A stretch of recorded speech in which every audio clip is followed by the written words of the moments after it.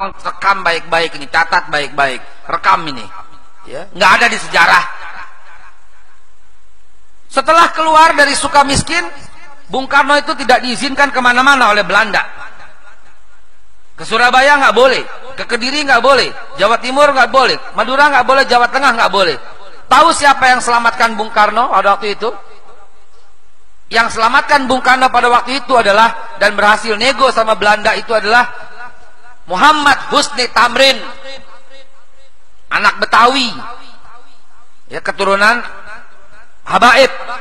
Habib itu, ya, Habaib, cuman dia menyembunyikannya gitu ya, agar dulu kan ada situasi lah yang kurang menyenangkan, ya, dianggap pro sana pro sini gitu ya. Saudara sekalian yang dimuliakan Allah, tahu nggak kita pada waktu itu Muhammad Husni Tamrin jabatannya Volksraad.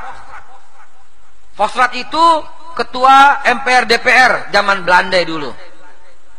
Nah, Haji Muhammad Husni Tamrin inilah yang kemudian menyelamatkan Bung Karno. Dan tahu nggak di mana Bung Karno dititipkan? Bung Karno tidur di rumah Habib Ali bin Abdurrahman Al-Habsyi Kuitang. Beliau tinggal di sana selama 4 bulan. Ini sejarah mesti mencatat ini. Ya, para habaib itu perannya sampai kayak begitu dengan kemerdekaan. Jangan macam-macam gitu loh. Jangan curiga lagi sama ulama. Jangan curiga lagi sama kiai sama habaib.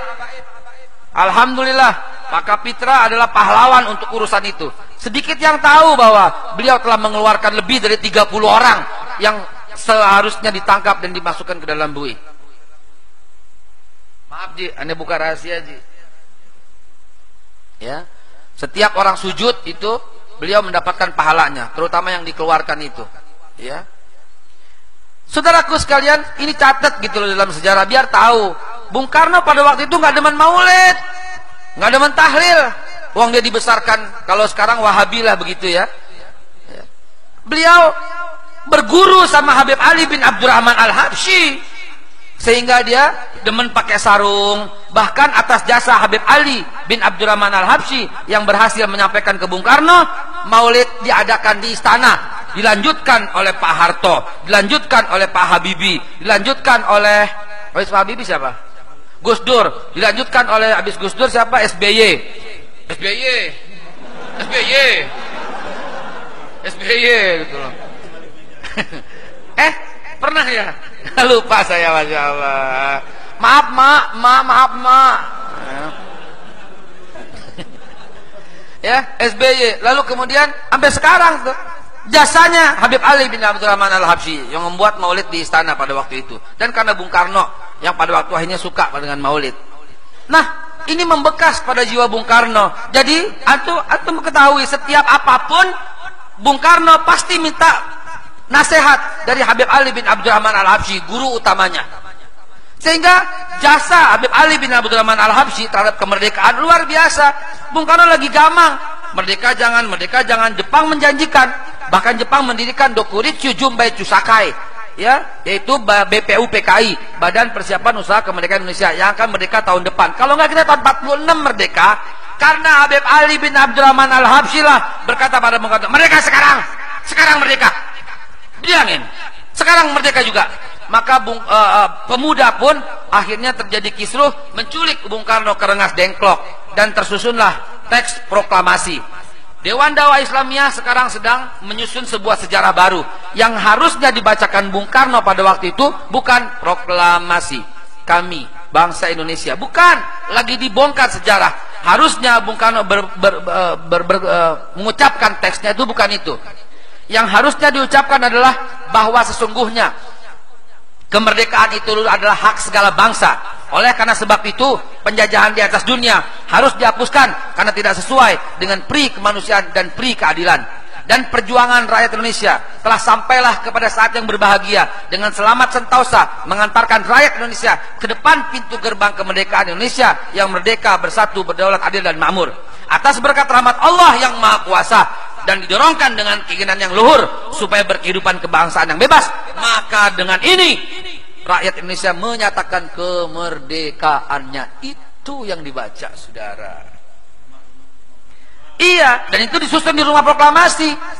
Rumah siapa itu? Rumah negara? Bukan. Rumah seorang warga Betawi keturunan Arab, namanya Pak Yusuf Martak. Hadir nggak orang di sini? Biasanya hadir. Tuh, rumah makan La Razeta tuh, itu punya keluarga beliau. Dia nggak pernah jual sampai sekarang. Ayahnya ya, itu nggak pernah jual, dihibahkan. Loh, banyak yang berjuang selain dua organisasi itu. Dan belum cukup sampai di sana ceritanya, saudara. Ketika Habib Ali bin Abdurrahman Al-Habsyi memaksa Bung Karno untuk merdeka sekarang, maka Bung Karno ini pagi-pagi naik sepeda ontel dari Jenderal Urip ke Kuitang. Untuk apa? Untuk membacakan teks itu loh. Pagi-pagi minta restu. Bener nggak nih? Bener. Kami doa dari sini. Sholawat nggak berhenti. Sholawat mengiringi. Kan Bung Karno terlambat. Dari jam 7.30 dibacain jam 10.30. Dia ke rumah gurunya dulu. Dia ke rumah Habib Ali bin Abdurrahman Al-Habsyi dulu untuk apa? Untuk konsultasi. Jadi merdeka tuh di tangannya beliau berdua gitu loh. Jarang ini sejarah. Tuh ada catatannya di Arsip Nasional juga ada. Tuh keluarganya masih ada sebagai saksi. Ibu Inggit itu nginep 4 bulan di rumahnya Habib Ali bin Abdurrahman Al-Habsyi. Dan Habib Ali mengutus utusannya ke proklamasi untuk lihat, untuk pengen tahu apa nih yang dibacain dan apa warna benderanya. Cuma satu yang ditanya. Begitu kembali utusannya, apa warna benderanya?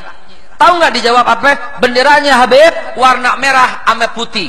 Langsung Habib Ali bin Abdurrahman Al-Habsyi naik lagi mimbar di Masjid Kuitang dan dikumpulkan semua masyarakat, karena pada hari itu persis hari Jumat tanggal 17 Agustus 1945.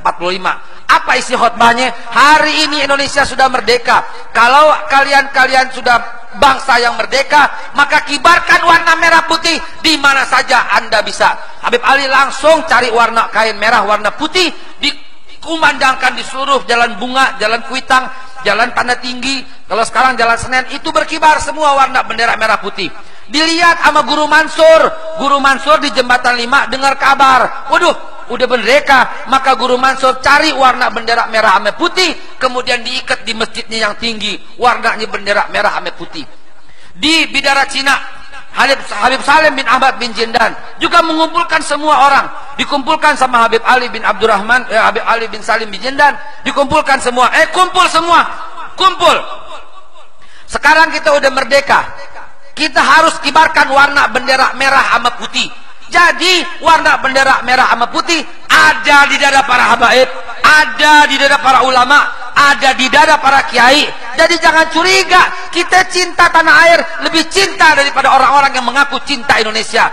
Orang-orang yang mengaku cinta Indonesia, diam mulutnya 1000 bahasa. Ada orang Cina yang korupsi 35 triliun, tapi rajin nyinyir dengan cat Habib yang penuh fitnah. Tapi dengan mengumandangkan cinta Indonesia.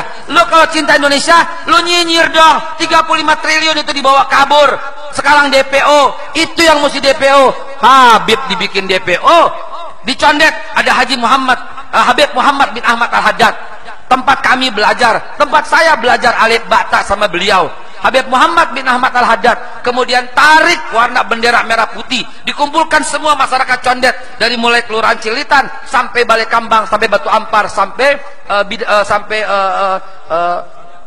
Kampung Gedong. Dulu namanya Kampung Gedong, sampai sekarang masih Kampung Gedong. Tuh ada saksinya tuh, dibakar sama Jepang pada waktu itu. Dikumpulkan semuanya. Habib Muhammad bin Ahmad Al-Haddad teriak, harus kibarkan warna bendera merah sama putih. Di Petojo ada Habib Ali bin Muhsin. Ini paling miskin, sangat miskin saudaraku. Pada waktu itu beliau akhirnya mencari dan tidak ada kecuali hordeng yang berwarna merah. Didedel hordengnya itu, dijahit sama jubahnya yang berwarna putih untuk dikibarkan di Petojo. Di Menteng ada Guru Romli. Guru Romli juga begitu dikumpulkan semua. Di Cipete ada Guru Naim. Guru Naim juga mengumpulkan semuanya. Di Kampung Melayu ada Kiai Haji Thohir Rohili yang punya At-Tahiriyah. Dikumpulkan semua santrinya. Di Bukit Duri ya ada Abdullah Syafi'i. Abdullah Syafi'i, Kiai Haji Abdullah Syafi'i, dikumpulkan semua muridnya ini, dikumpulkan semua untuk menyiarkan warna bendera merah sama putih. Di Mangga 2 ada Habib Alwi Jamalul Lail. Habib Alwi Jamalul Lail mengumpulkan semuanya dan orang yang paling dicari sama Jepang pada waktu itu. Di Bekasi ada Kiai Haji Nur Ali. Dia kumpulkan semua. Tanggal 16 bulan Agustus, sehari setelahnya, Jepang marah, Jepang jengkel, dicari itu semua tuh para pelaku-pelakunya. Dari mulai Habib Muhammad, Habib Ahmad, Habib Salim, Habib Ali, dicari semuanya. Dicari, dikumpulkan, ditangkep-tangkepin, disetrum, dipenjara, dipopor. Palanya Habib Ali bin Abdurrahman Al-Habsyi itu bocor berdarah-darah, nggak putus darahnya sampai dia kembali ke Kuitang, saudara. Ini ulama, ini para habaib yang ikut berjuang, dan setelah di black dadanya semuanya pasti ada warna bendera merah sama putih. Takbir, takbir. Jangan lagi curiga saudaraku dengan kiai, jangan lagi curiga sama ulama. Warna bendera merah sama putih ada di dada kami, saudara. Sampai hayat di kandung badan kami paham, kami ngerti gitu loh, bahwa mempertahankan NKRI bagian daripada jihad. Hanya habaib, kiai, ulama dan umara pada zaman itulah yang mengumandangkan fatwa jihad untuk melawan Belanda dan Jepang. Yang lain tidak bersuara apapun. Silahkan coba cari mana ada suara dari mereka, saudaraku. Karena itu jangan lagi curiga sama ulama, jangan lagi curiga sama kiai, jangan lagi curiga sama habaib. Mereka adalah para pejuang, pahlawan tanpa tanda jasa. Kalau tidak ada mereka, kemungkinan besar kita belum merdeka, saudaraku. Karena itu, mulai sekarang jaga yang 4, jaga yang 4. Kaki jadi kepala, kepala jadi kaki, nggak boleh lepas. Pertama, Al-Quranul Karim. Yang kedua, hadis Nabi SAW.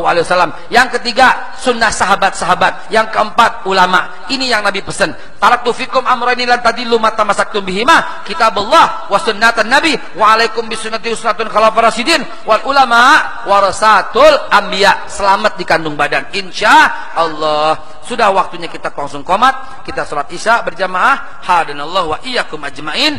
Billahi taufiq wal hidayah wal afu minkum. Wassalamualaikum warahmatullahi wabarakatuh.